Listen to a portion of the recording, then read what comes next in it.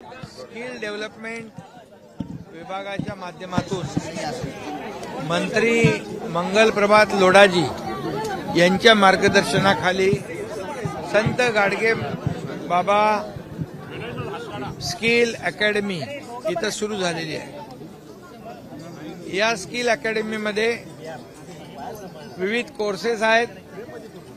मेकॅनाइज sweeping पासून इतर ताबडतोब रोजगार देणारे कोर्सेस या स्किल अकॅडमीमध्ये होणार आहे।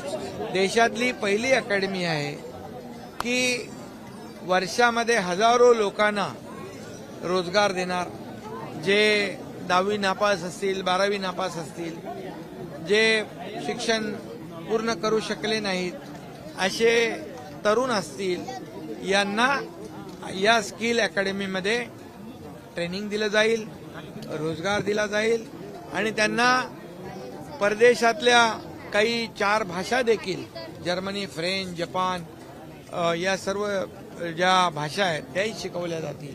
त्याचबरोबर एक विद्याविहारमध्ये Swami Vivekananda international skill academy सुरू केलेली आहे। त्या स्किल अकॅडमीमध्ये देखील जगभरात नोकऱ्या, ट्रेनिंग मिळण्यासाठी त्या देशातल्या ज्या भाषा आहेत त्या भाषा शिकवण्याचं देखील तिथे ट्रेनिंग सेंटर आहे।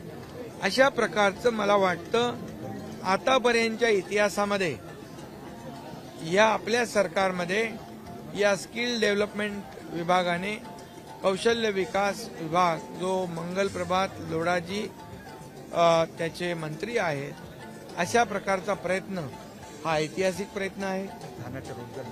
हा पहिल्यांदा प्रयत्न होतोय। म्हणजे गॅरंटी, जसं मोदी गॅरंटी देशात चालते तसं ही गॅरंटी आहे, नोकरी देण्याची गॅरंटी।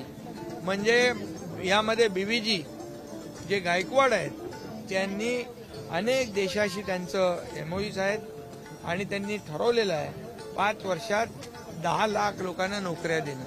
हे टार्गेट मोठं आहे परंतु प्रयत्न चांगला आहे आणि म्हणून या देशातल्या, या आपल्या या राज्यातल्या तरुणांना रोजगार देण्याचं काम आपलं राज्य सरकार करतंय आणि प्रधानमंत्री मोदी साहेब देखील या तरुणाईच्या हाताला काम मिळालं पाहिजे, ते दुसऱ्याला नोकऱ्या देणारे हात तयार झाले पाहिजे, उद्योजक झाले पाहिजे, अशा प्रकारचं काम इथं होतंय। आणि आज आपला ठाण्यामध्ये रोजगार मेळावा झाला, 25-30 हजार लोक आले। उद्याही तो रोजगार मेळावा आहे।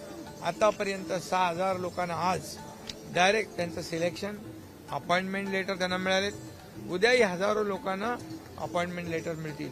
म्हणजे शासकीय नोकऱ्या देत असताना खाजगी कंपन्यांमध्ये, खाजगी संस्थांमध्ये नोकऱ्या देण्याचं काम हजारो नाही लाखाच्या प्रमाणामध्ये होत आहे। आणि मी म्हणून मंत्री मंगल प्रभात लोढा आणि त्यांचे सर्व विभागातले अधिकारी यांचं अभिनंदन करतो। कारण खरं म्हणजे या बेरोजगारीला नष्ट करण्याचं काम, तरुणांना स्वतःच्या पायावर उभं करण्याचं काम हा विभाग आणि आपलं सरकार करतंय आणि म्हणून मी सगळ्यांना खूप शुभेच्छा।